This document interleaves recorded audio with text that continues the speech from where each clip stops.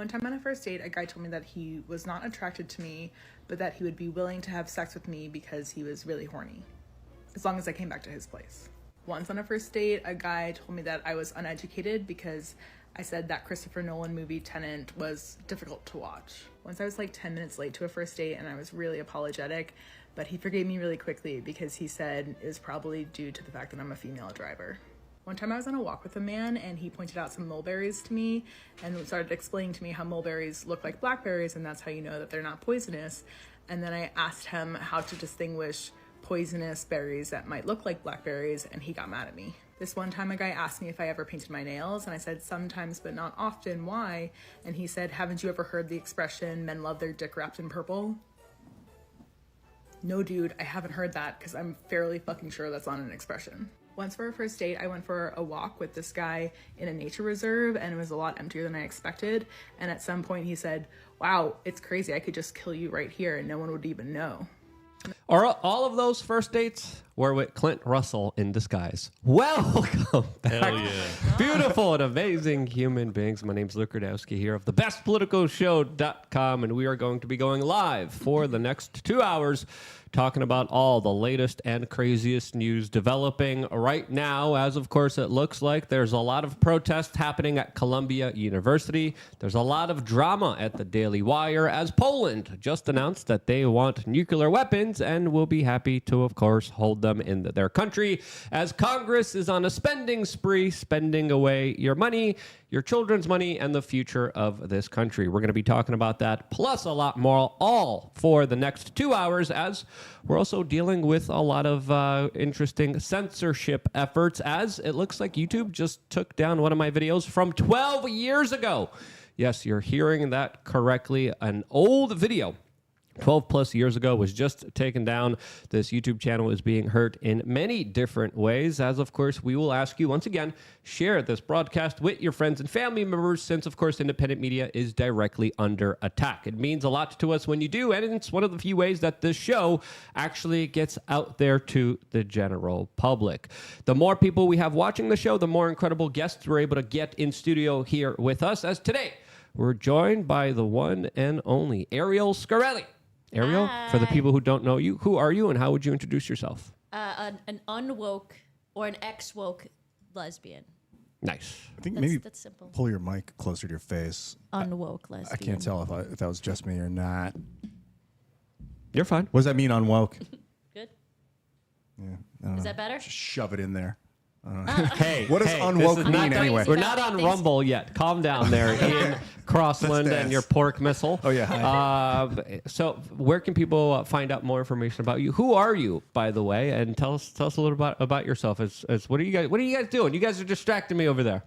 He's gonna fix my looks mic like for me because some- even though I'm a lesbian, I don't know how to work electronics and stuff like that. Our residential lesbian, Clint Russell, This is is going making me to. nervous. He's putting a big black thing near my face. Oh Lord, we're not. It's not that type of show A big yet. black thing. It's a big black Ian thing. Crossland is What's up? in the house Hi, as Luke. well. Good to see Thanks you. for having me, How are man. you? I'm freaking Who great, are you? dude.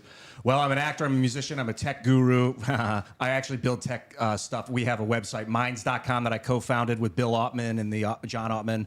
We're working with Inverted Technology to build decentralized social networks where we're all going to be able to kind of interlock our networks and federate that way. I do a lot of stuff. And I work with Tim Pool. We do Timcast IRL Monday through Friday, 8 p.m. to 10 p.m. I'm very happy to be here. Thanks for having me. Clint Russell is here after his many dates. Yeah. Oh, man. At least I'm memorable, you know? Like, sure, she's got negative stories to tell, but she'll never forget me. Clint Russell, host of Liberty Lockdown, co-host of The Best Political Show. And if you could do me a favor and pick up your effing phone right now and go to your favorite podcatcher and look up both Liberty Lockdown and The Best Political Show and subscribe to both so that you never miss an episode, I'd appreciate it. And I just want to say real quick, Colby Covington, you were supposed to be here today, and I'm throwing down the gauntlet, brother. Now we got to fight in the octagon. I didn't want it to come to this, but apparently that's what we got to do. We got stuff on the buttons. It wouldn't be a fight. It would be more. You're right. You're right, Luke. It'd be a walkover. Thank you for the support. Appreciate that. And hey, we're here for it. We would totally support that. And Kobe's welcome to come beat you up at any moment, any time. I'm kidding, Colby. Don't do it. I don't want to interrupt Stephanie's debut or your introduction, but would you guys fight Colby 2-on-1? No. Oh, No, we'd probably get I our don't ass need Luke's help. I thought so too. Yeah. You out of your mind? This is an easy fight. Walk over. Steph, tell people about you. Clint's just hoping it's like a jiu-jitsu match so he could just lay down on his back and be able to get a feel. Sorry, Steph. What you guys are distracting me. What are you guys doing? Let's go. Steph, we are change. Okay, there's a lot of different things that we definitely want to discuss today, as of course, a lot of crazy news in our political sphere, but we are also being affected by all the crazy news since there's a lot of censorship that is affecting a lot of alternative independent media. It affected Ian Crossland, it affected me, it affected a lot of people as today. We got the notification that one of our videos was literally removed for violating YouTube's community guidelines 12 years ago. Yes, you're seeing the video that used to be up that was just deleted without my permission, retroactively saying, hey, you violated a policy. We are going to be playing this video and the specific thing that YouTube doesn't want you to hear in about an hour from now on another platform that allows free speech. As of course, what we were talking about here with Mr. David Icke was hypothetical, and it was my interview with him 12 plus years ago, and for some reason YouTube retroactively said, you know what, we're going to look through everything you do, and we're going to target you, and we're going to take it down, and we're going to make sure that your channel is not in good standing, because then we have a bigger excuse to, of course, take down your entire channel. So this is slowly creeping into total censorship. This is something that we've warned about. This is something that we've been trying to, of course, work around as best as we can, as our entire audience is predominantly on YouTube. So it's unfortunate that this happened. It's kind of weird that a company could go back all the way to 12 years ago and say, yeah, now with our updated policies, yeah, you violated this, even though you're talking about a situation that you guys predicted to happen. But the cover-up that we're running of this, even though you predicted it many years ago, now we're not allowing you to even expose that, which is mind-boggling, because the words that they censored from our YouTube channel are very eerily describing a situation that literally unfolded 3 years ago, even though me and David Icke were talking about it 12 years ago. Crazy. Ian, you're a part of Timcast. You guys had some of your biggest shows taken down as well. One of the shows I was on, it was me, you, Joe Rogan, Michael Malice, Alex Jones, Tim Pool, in one small, stinky RV in Austin, Texas. That was an incredible show, a fascinating show, and YouTube just said, you know what? We're going to hit the Beanie Man just like we've been hitting the Radowski Man for a very long time. And I think they're also pushing slowly to kind of set up a chilling factor with alternative media. And I think they're doing a good job at it. It's disturbing a little, but also it's understandable. Like these centralized services, they're just, you can't, if you rely on putting all your data on somebody else's platform, it's their data, so they can do whatever they want with it. That's why I'm building decentralized technology and why I'm involved with that, because I think that the user should own their own data and should be the ones in charge of their data. Now, if I've got a network and I've got data that you don't want people to see on your network, you should be able to blacklist my network and not let people see it from your area. But I don't think you have the right to come in and delete my stuff. Yeah. Ariel, I don't know if you dealt with a lot of censorship, but you're also in this kind of anti-woke space that many times gets hit, many times gets targeted, many times it gets censored for just expressing your opinions. And it definitely feels like this is going to be a major year for censorship that's 100%. only going to get worse from here. Oh, I just started posting on TikTok. I know it's the CCP, whatever. But I was like, let me get on this money. Let me put some of my content that was banned off of YouTube on TikTok, and let me see what happens. Community guideline strikes every other week or so. Some of them I was able to appeal, and I would win the appeal.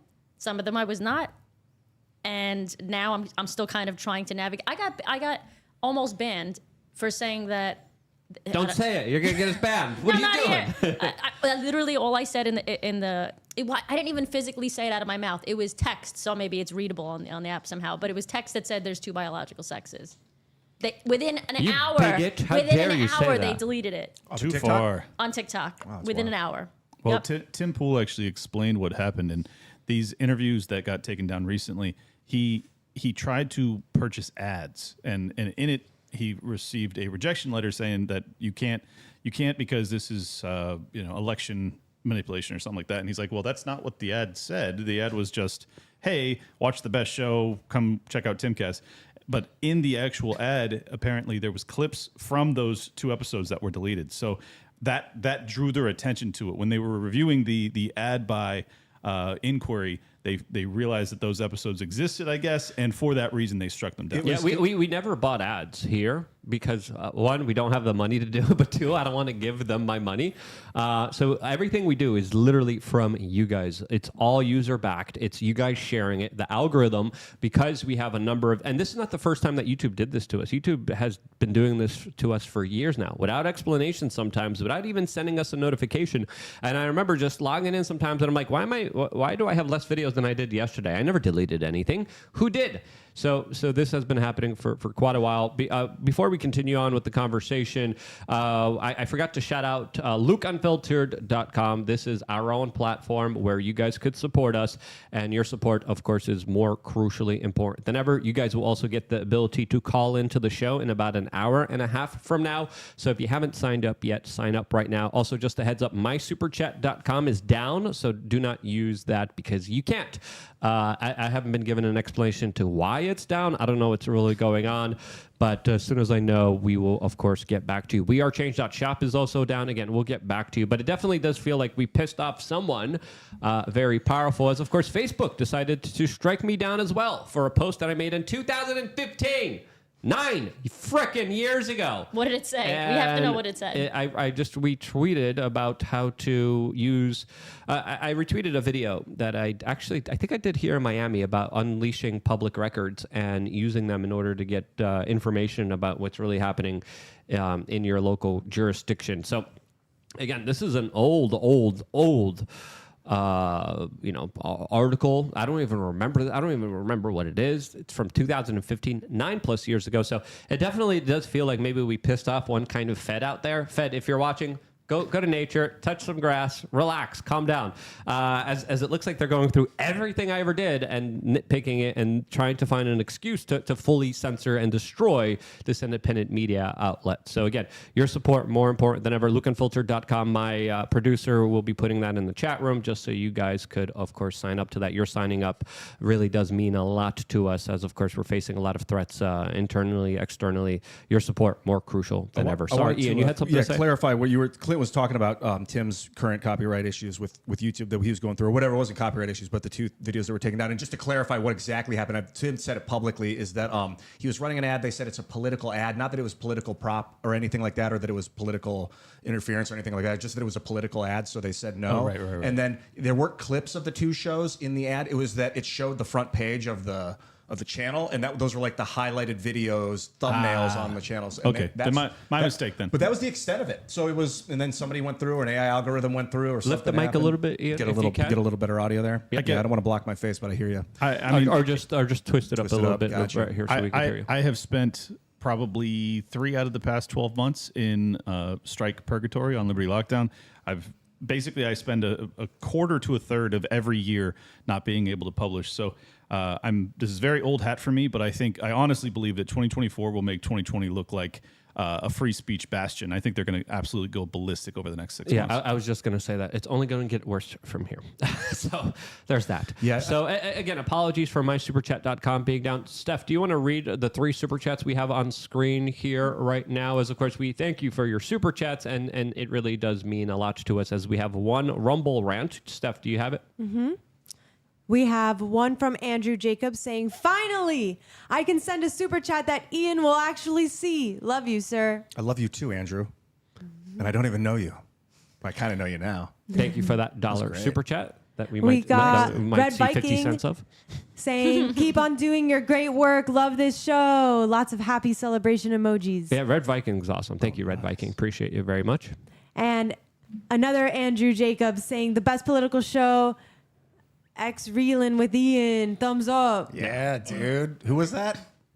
That was Andrew again, your number one fan. What up, Andrew? And for the record, I think he said Rian with Ian, like Rian. Rian with Ian. That's a skit we did with Cass Castle where I was playing Steven Crowder. Gotcha. And I was like had the big muscle suit on. It's very funny. It's on timcast.com. Check it out. We appreciate all of your support, as of course financially the times are tough. They're tough for everyone. So if you have the means, we appreciate it very much. If you don't, we understand as well. As of course the situation is only going to get a little bit more difficult, especially for residents of a lot of Democratic liberal bastions like California and New York, where now gas prices have hit an all have hit a big high of $7.29 a gallon right now in a Californian town, as of course the federal hourly minimum wage is going to be going up as well. All around financially, things are not looking good as the federal government is on a spending spree, giving $26 billion to a country in the Middle East,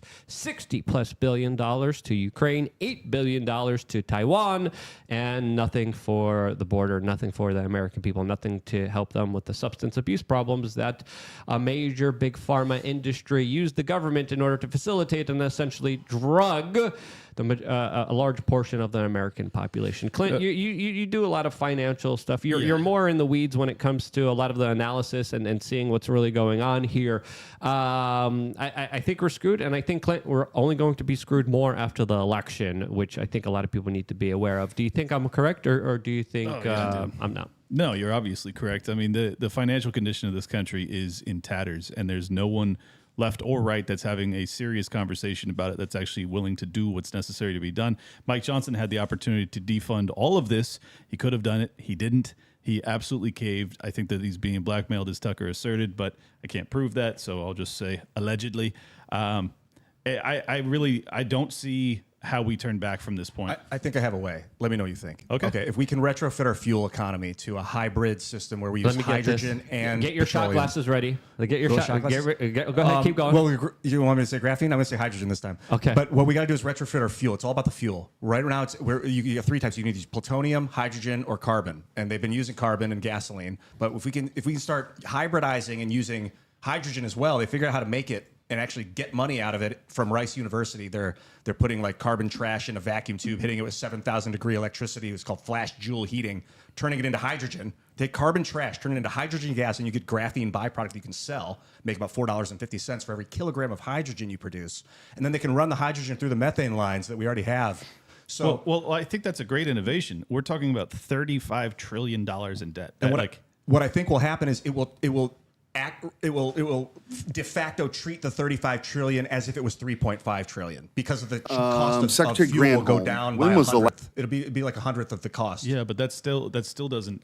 I mean, I don't know how the government profits to that tune off of it. I think it'd be great for the people, and I think it would probably help us not have to have all these ridiculous wars in the Middle East over resources. But I don't think it would actually diminish the national debt crisis, particularly if that technology is it's as reusable. It would actually be really deleterious to the economic foundation that we function on now, because so many of the oil companies are such of the largest GDP producers in America. But you can keep using the oil and turning it into graphene. So instead of pumping it as much, we can start using the oil. We can pump even more oil. You're essentially talking about the shot. Take the shot right now. Take a shot glass. The issue is that you're essentially talking about nationalizing an industry around a new technology. I love the idea of the new technology. I am not interested in it being nationalized. Okay, so privatizing this. Yeah, man. Because I don't do you want the government to profit? Like, you have this unbelievable groundswell of new innovation, and you want the federal government to have control over it? Like, I don't know. I feel like the CCP is going to do it. And so I don't know if we need the American government to counter that, or if we need the American private sector to counter that. I would recommend private. If you want to out innovate them, it's going to have to be private. Yeah, the government definitely is failing a lot of people. There's people in the chat room saying that there's $10 gas in Canada right now.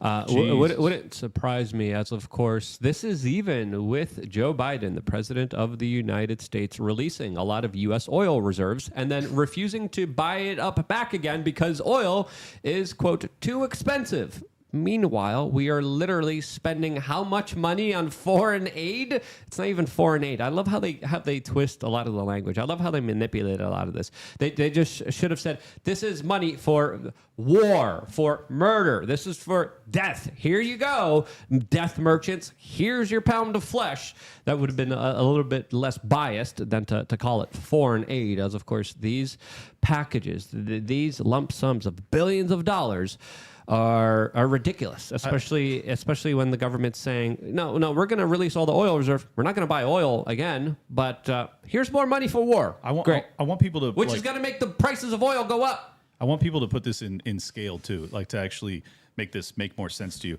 If you recall, the largest bill ever, like not that long ago, was $800 billion, and that was to bail out the entirety of the banking sector. I mean, we're talking about the biggest bailout ever in human history at the time.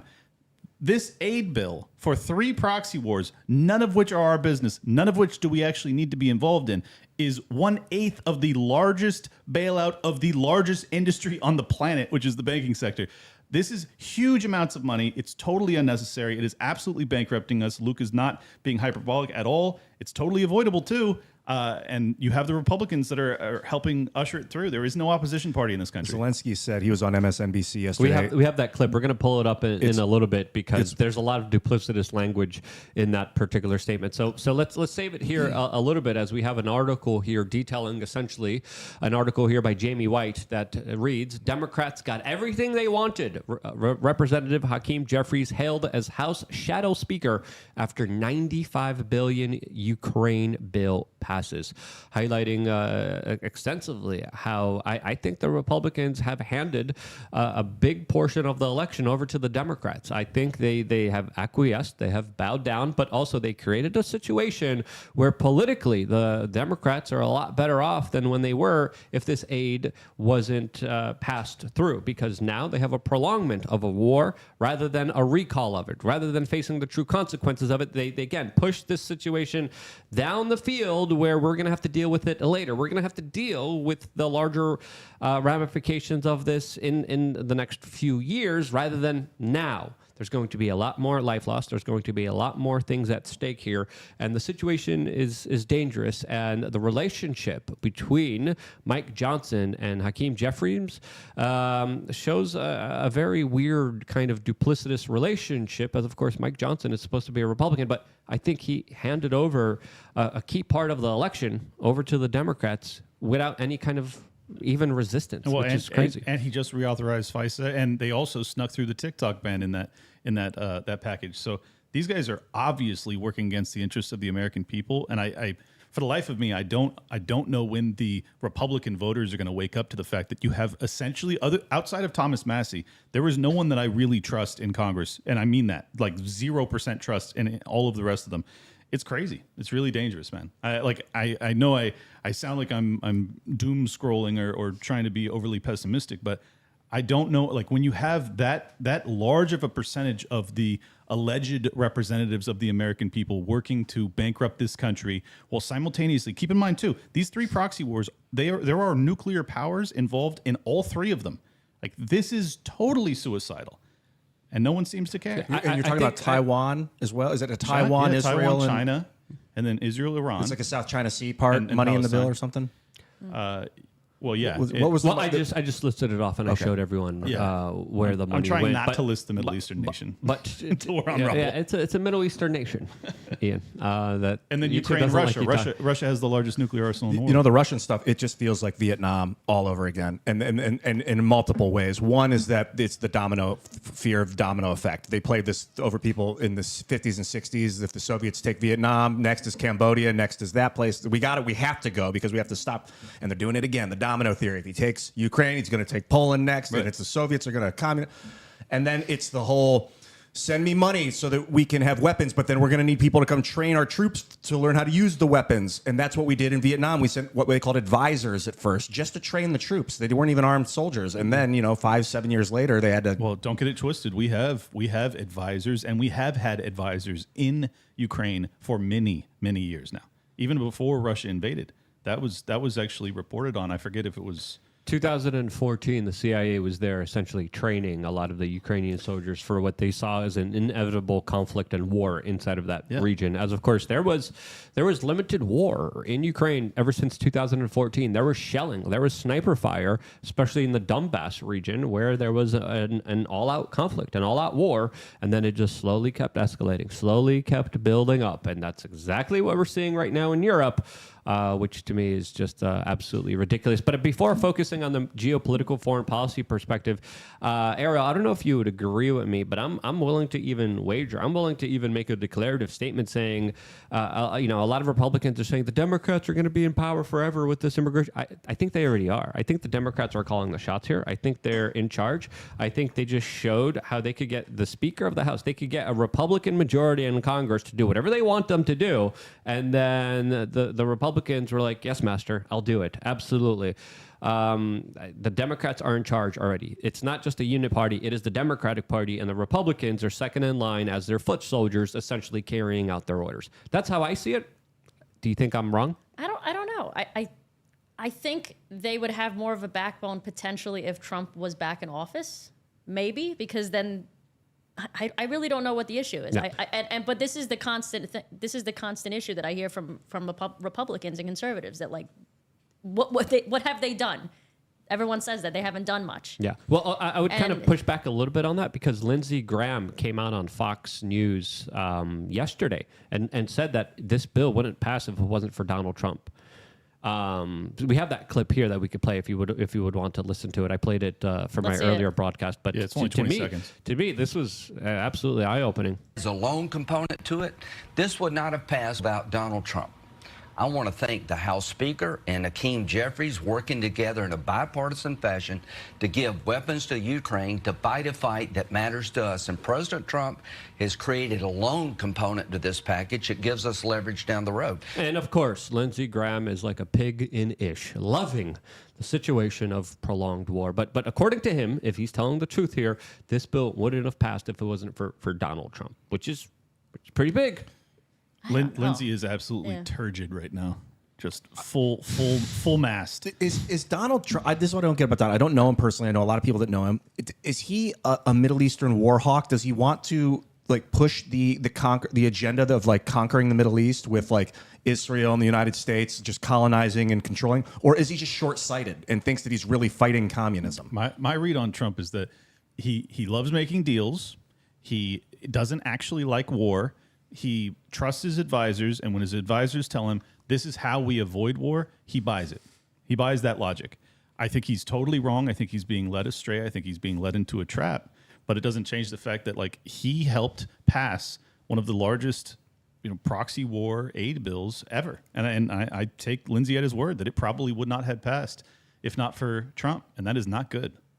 Yeah, if I'm Trump, I would have been automatically. If this statement wasn't true, I'd be like, he's lying. Yeah. He's not telling the truth here. But he hasn't done that, which does highlight the larger potentiality. As of course, Donald Trump did release very interesting statement saying, you know what, we're sick of financing this war. Europe could finance this war, which a lot of people were saying, oh, this is perfectly representing his kind of larger anti-war sentiments. But if it's really true that he played a major role here in passing this bill that is not favorable to the American people at all, that only indebts and destroys this country more financially, there's some serious concerns and questions here, especially if he becomes the next president of the United States. Or is he just trying to highlight to the system that he's willing to play ball? I don't know. Or maybe there's some internal pressures or extortion happening as well. I was going to say, do you think that Biden's team in his campaigns coming up to the election is going to use that against Trump? I mean, do you think that's a possibility? I don't know. He doesn't really have too much to say because these other wars are his fault. So it's Yeah. like, what is he gonna? The Biden administration also endorsed this bill too. So if they try that, I mean, it would look ridiculous. Okay, so he's not going to use it then. Yeah. For reference, that $60 billion. If there were 350 million of us in this country, roughly that's about like $170 per person. That's just right out of all of our bank accounts to pay for this war. Yeah, it's like, is that taxpayers or is that 350,000? No, he's going based off of people. So that's kids too. So taxpayer is probably $500 a person, like per taxpayer. With the sign of a pen, everybody loses $500. Yeah. Well, in fairness, we didn't lose it. We'll just never pay it back, and then it'll be inflated out of our life savings, and our children, and our grandchildren, and our great grandchildren. So. Just, spinning things positively over here. That's what I do. People in the comments are like, TDS cast.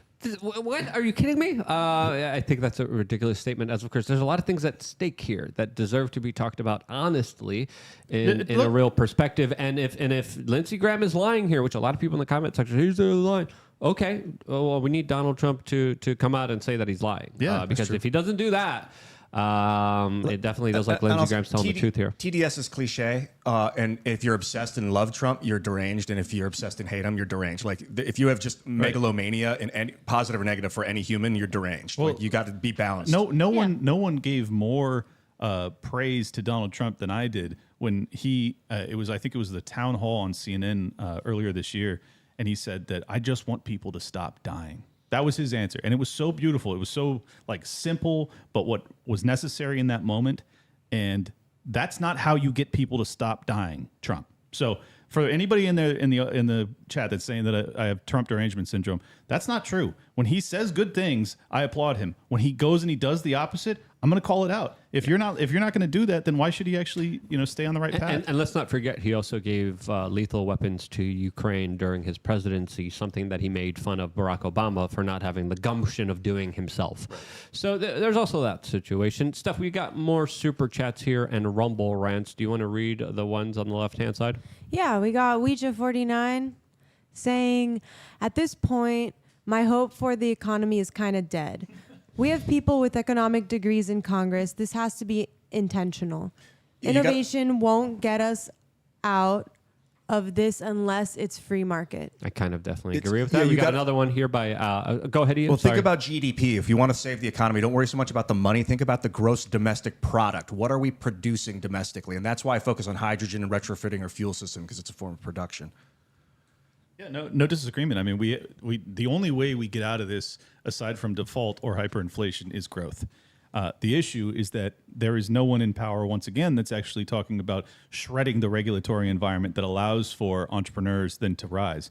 We have a complete oligarchy across the economic system in basically every industry, from big tech to agriculture. Everything is oligarchical. It's all just these just massive handful of companies that control every industry. They use the government to protect their market share. And as such, entrepreneurs and startups have an incredibly challenging time to try and rise up and compete. But what we need is competition. I think RFK Jr. said that BlackRock owns the 4 largest meatpacking plants, meatpacking companies, and meatpacking in the United States. I mean, BlackRock owns between like 5 and 10% of basically every major corporation in America.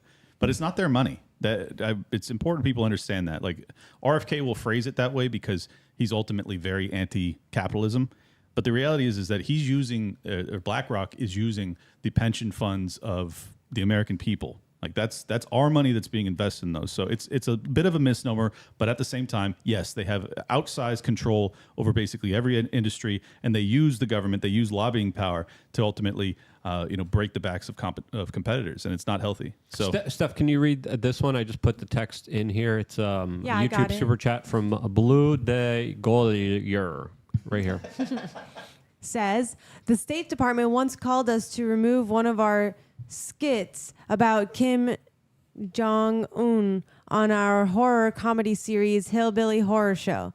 We told them to pound sand. Keep making content folks want to see. Thank you, Blue de Goyer. We also got one by the red-headed libertarian saying, Oh, I love her. I'm just here for Ariel. Oh, I love her. I'm glad I said that. Did she really say that? She really said that. Shots fired against love Clint, who is heartbroken right now and devastated and will never recover ever again. She's a great artist, by the way. She also came out and said, I think Lindsay is using Trump to get the right on board with the war machine, and I think he has permission from Trump to do that. That's the redheaded libertarian that also just gave us another super chat here. She's great. She's awesome. We love her, and she's welcome back on the show anytime. She's been on the show a lot, and welcome back anytime.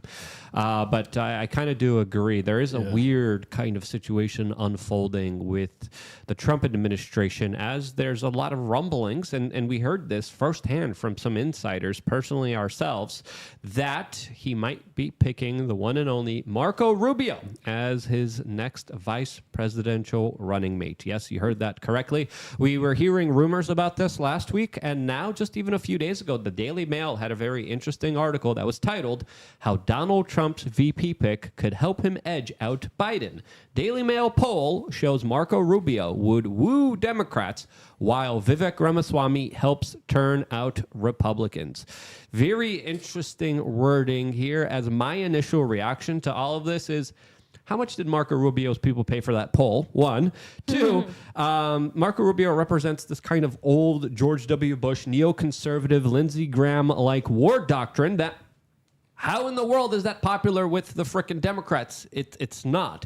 I think this article is a perfect example of political gaslighting and what the establishment would love, as of course we have been hearing the rumors, and there's a lot of things happening behind the scenes, especially when it comes to donor money, especially when it comes to lobbying, especially when it comes to very interesting moves being made behind the scenes, that Rubio really wants to be the next vice president of the United States.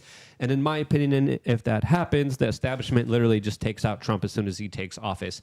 And that's a deal that might be being wagered right now. And it's pretty scary, as of course, Marco Rubio definitely isn't an America First candidate. Definitely doesn't care about the interests of this country, according to my own personal opinion, and would be the perfect kind of establishment person to put in there. That's my perspective. Ariel, I don't know if you looked into Rubio or what your thoughts on him are. I don't know what to think of that. The only thing I could think of is that maybe Trump is a little afraid that Biden is going to win again, which I can't blame him. We didn't think he was going to win the first time.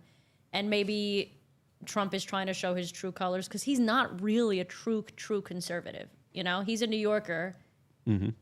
Like, no New Yorker that I know is an actual true conservative. Like, no New Yorker is going to be like the same as somebody from Kentucky or Texas. We're just not. We're not built that way. Of course. My thought is maybe he's trying to sway the people that are in the middle back to the right, to the right, because it's not really the right for Trump. But. There's no doubt that would be the thought process, but Yeah. I think it would be a huge mistake because ultimately the reason that Trump became such a cult-like figure is because he has that strong base. Well, I don't think he would lose his base by doing that, though. Well, no, you're right. You're right. No, Yeah. he wouldn't lose his base. No. I mean, his base doesn't. No, like, he's not going to. He could do anything to his base, and they Yeah. would still support him. But I'm saying the people that are on the fringe, like the libertarians, it's a huge. Actually, it's a really big voting block. It's the biggest. Yeah. Well, It's in terms of swinging elections, I think it has a major Isn't impact. it like 40%? Isn't it? I think it was like 40% no. or more. Right? I wish. I think it was. It's not that much. No.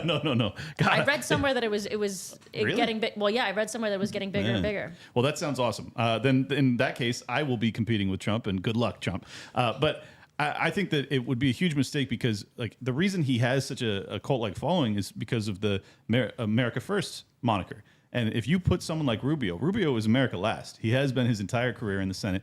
I think it would be a huge mistake, and I would do everything in my power to see him lose at that point. Whereas at this junction, I'm like, yeah, he would be better than Biden. But if he puts up Rubio, if Rubio is one, heart skip away from the White House and World War III, The CIA's like, get their heart attack gun ready. Yeah, man, and super dangerous. Trump needs to realize this, because if he doesn't, he's in serious trouble here. Sorry, Clint. Go ahead. I just go with Vivek, man. Vivek has a. I love him. He's got a huge following. The libertarians are pretty positive about him, and we're positive about essentially no one. So I think that Vivek's the guy, and also he fills the void. He's brown.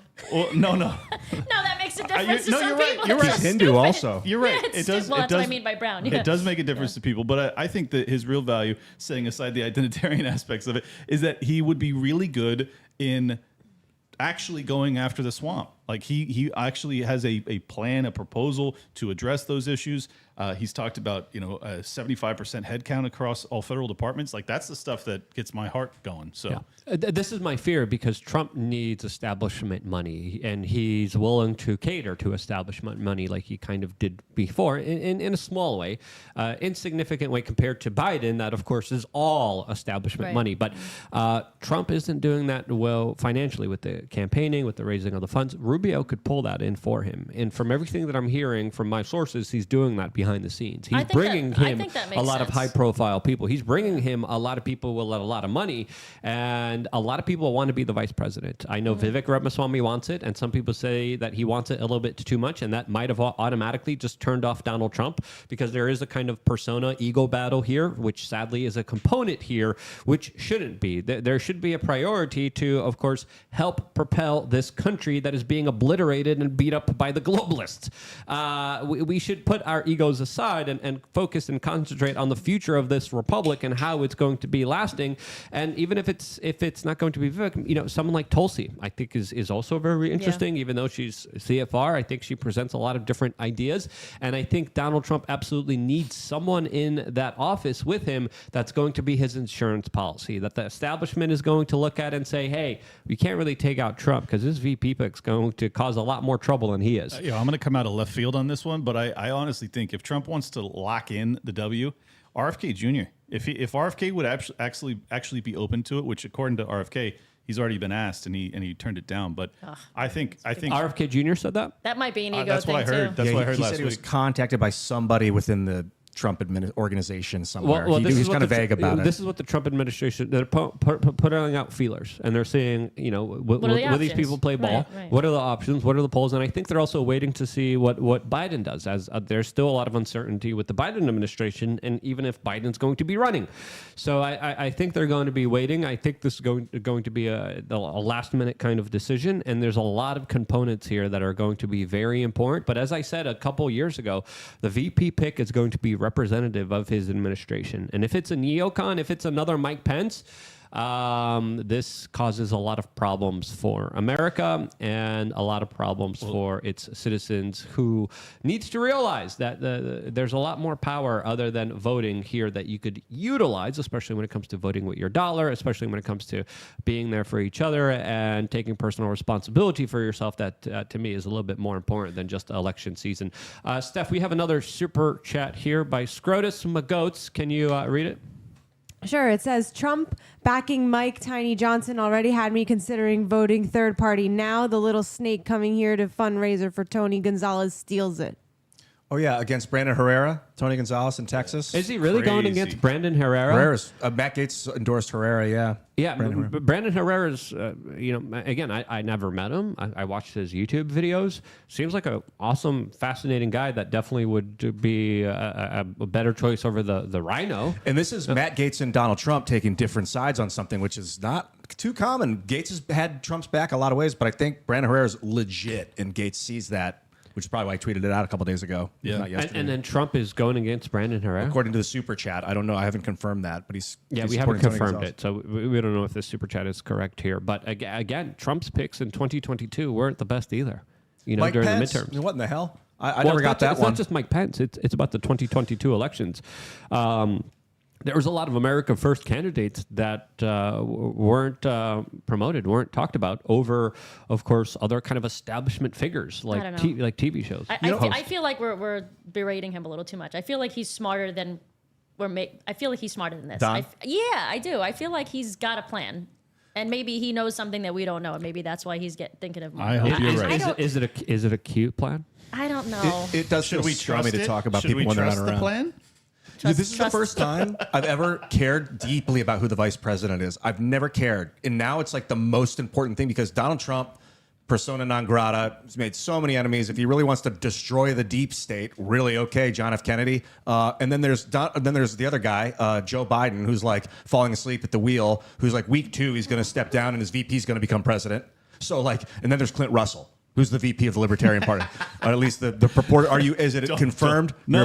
End of May. You're running for the VP of the Okay, that's hot.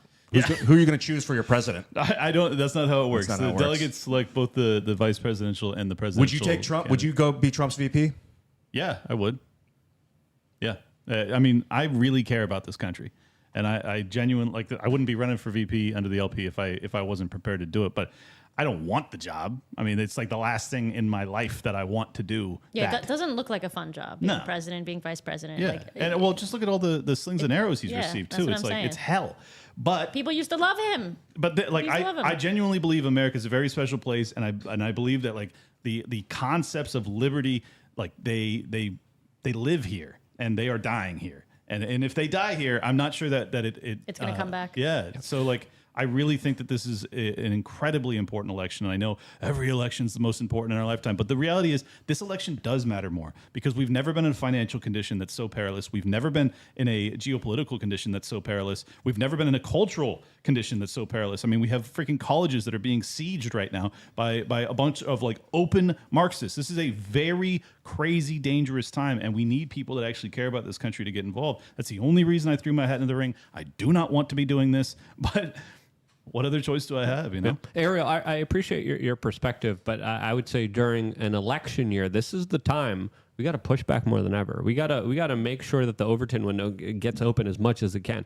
And I think Trump has shown a tendency to be America first in some ways, but he's also shown a tendency to do the opposite of that in sometimes. And if there ever is a time to hold a politician's feet to the fire, it's when that politician is coming to you asking for your vote.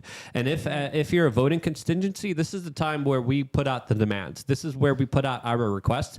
I want to make sure we don't repeat any of those same mistakes, but the writing's on the wall that we kind of may. So this is why I think we should be more outspoken than ever. Now, obviously, I'm not going to be voting for Joe Biden. I'm not going to be supporting him. I actually previously voted for Donald Trump. And to me, truly, right now, it's make or break. And I think if his people are listening to the people's demands, this is a time where we don't bow down. This is the time where we actually need to list those demands to make sure that we don't make those same mistakes we did last time. I don't know if you agree or disagree. No, I I'm just trying to completely explain agree. my I perspective. completely agree. I think you're just saying you're more optimistic about Trump's. I try selections. not exactly. Yeah. I feel like I'm trying to be the optimist in this situation. Everyone's Yeah. very pessimistic over here, and I'm like, I don't know. I don't know. Well, I agree. feel I like agree with you. he's- It's not all hope's not lost. Yeah, no, I don't think so. I think he's kind of playing the game Yeah. because he kind of did that in the beginning too. When he ran the first time, right? He played the game, and then he did a lot of what he said, but some of the more cultural stuff that he said he was going to do that everyone was worried about, he didn't do. Right.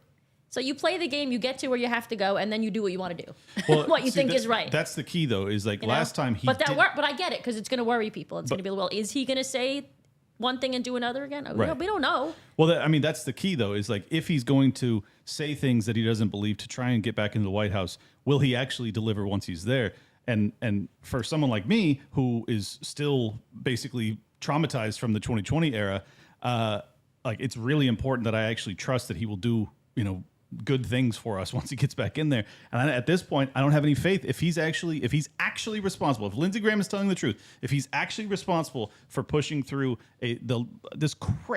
genuinely insane proxy war bill with 3 nuclear powers, that is absolutely that would make him unelectable to me. If that's true, if that story is true, that's a really big deal.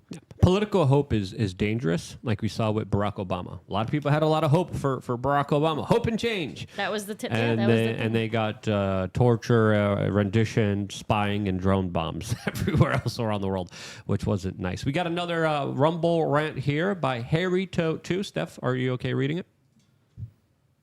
You are all foolish to think Trump will be alive in November.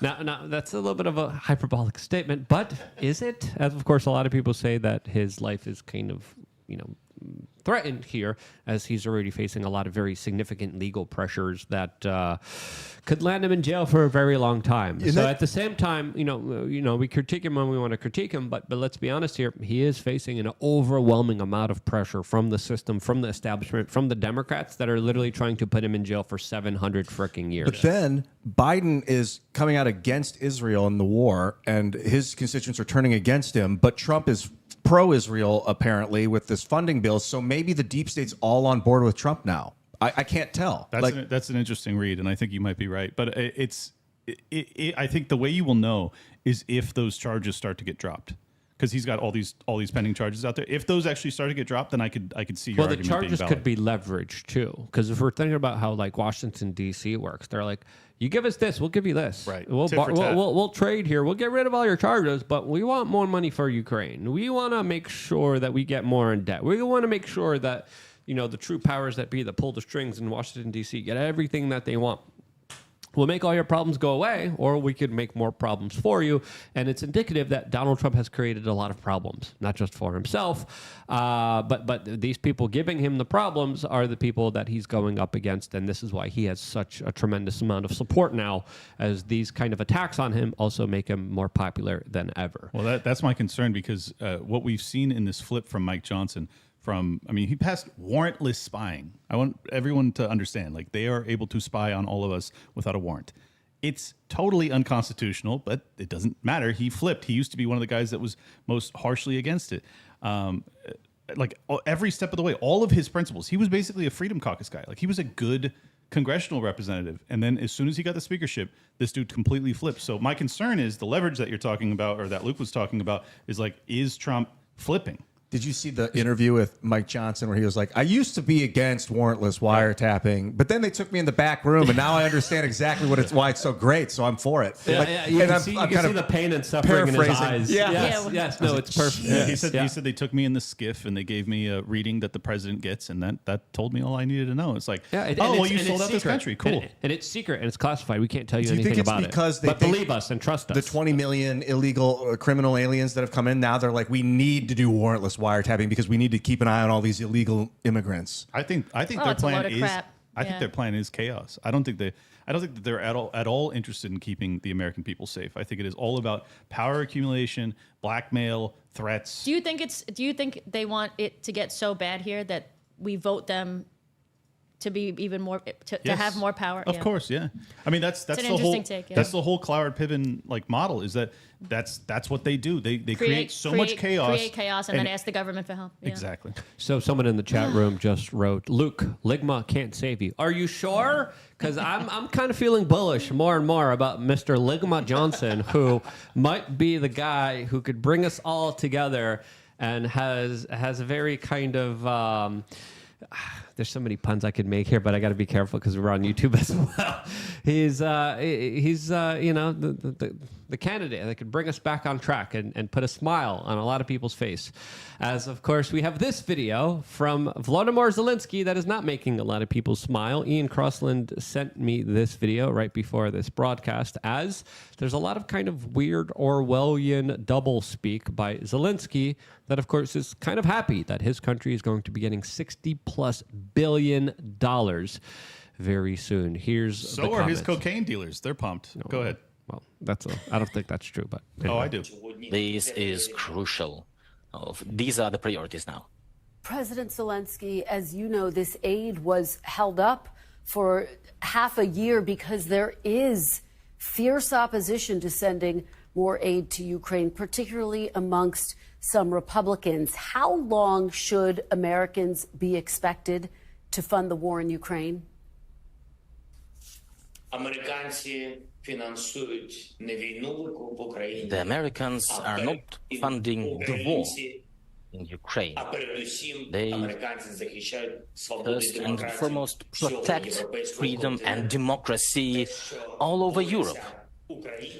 That's what struck me. Yeah, and that's the title of the article. Americans are not funding war in Ukraine. They're protecting freedom and democracy. And they would put the word funding in quotes, weirdly, in that title.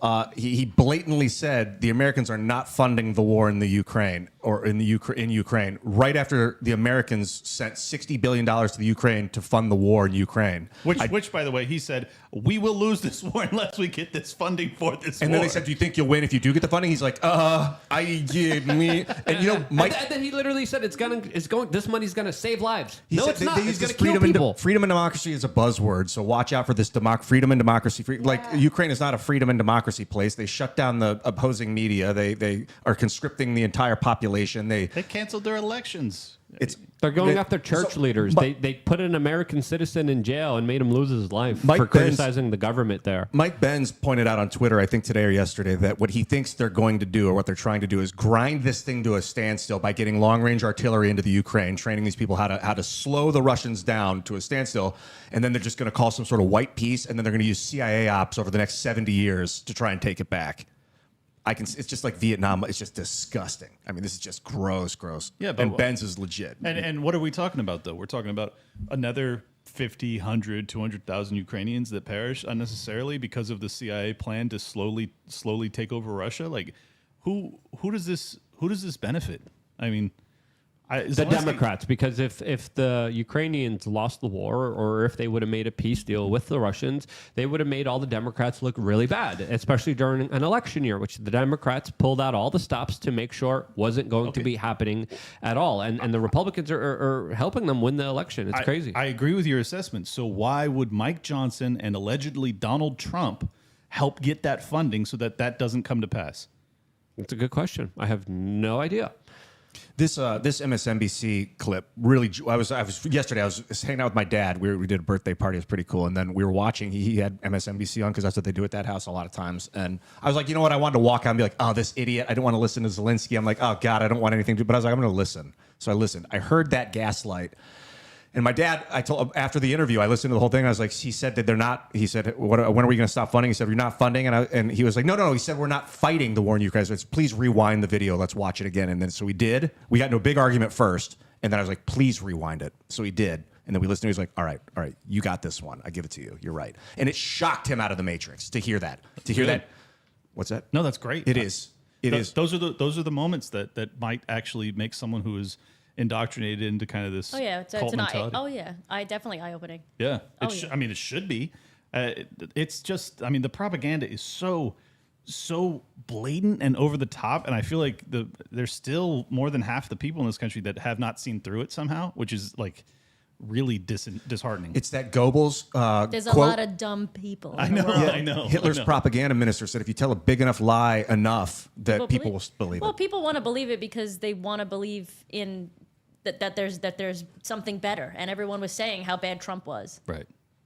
Well, what else is there besides Trump at the moment? Well, there was Biden. No, obviously not. But to them, they're like, well, the lesser of two evils, right? That's their thing. So, but a lot of these people still think that Biden is better, which is like, it's like, what are you looking at? Honestly, at this point, I think they're looking. I don't see how who he used to be, because I was like talking to them, the same parents about that thing, and I'm like, just okay. Blank your mind. Forget about everything you know about everyone. Now take an objective look at that guy, the Joe Biden guy. You think that human body is fit to command the U.S. military? And he's like, and I was like trying to get him to see it, but I think they're still seeing the Biden from 1995 that they grew up with. Yeah, and they're but he was a scumbag back then. He was. I mean, he was a plagiarist, But he was also a racist and a total warmonger, and he was responsible for the Patriot Act. He completely eviscerated the Bill of Rights. He also was responsible for the war on drugs and locking up minorities. Like, the fact that people frame him as being some sort of like progressive figure is just mind blowing. He was big on the war in Iraq too. I think he was a big part of getting us into war in Iraq. Literally every bad policy in my lifetime, Joe Biden has had a hand in. Every war, he's like, yeah, I want that war. Do you think Obama was forced to take him as his VP, like behind the scenes? Reagan was forced to take George Bush? No, I think he was very happy to take him because there was a bidding war for him with Hillary Clinton. And he wanted an extra player to go against Clinton, and Biden was the perfect kind of establishment person to have him back him. And politically, he just made sense for Barack Obama, who was this new, fresh, younger guy. Yep. And then you needed a kind of counterweight to him that was the exact opposite of him. And he picked a really scary black guy, old white dude.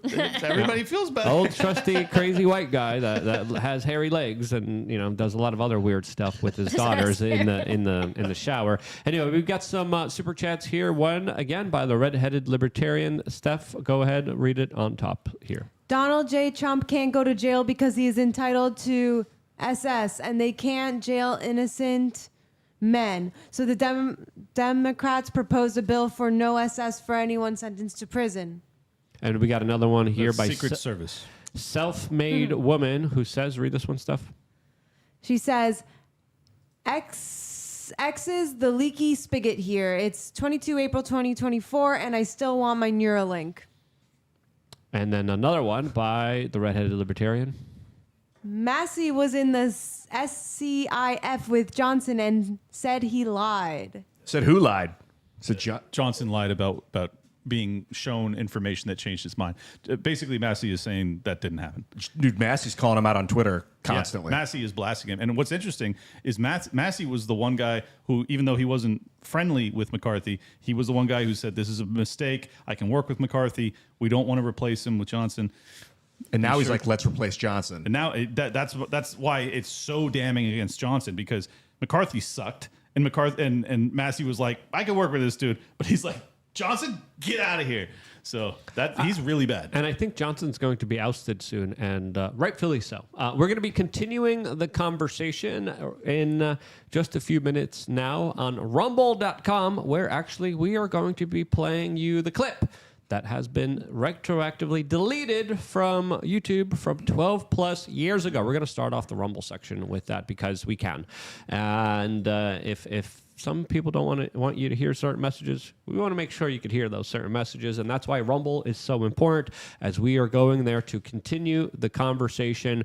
Rumble.com/wearechange is where you could find us. As in about 30 minutes from now, we are also going to be going to callers from members of LukeUnfiltered.com. So when you go to the Rumble front page, we are right here, prominently available for all of you guys. We have around 4,000 people, 3,400 people watching right now. Let's make it 4,000 as all the just YouTube people just pop over. Yeah. You could easily get us over 4. Yeah. It's not that hard. It's just like rumble.com. That's all you got to do. And we get to actually tell the truth over there. What are you doing? And we get to show you messages that we don't get politically prosecuted for. And talk about sex.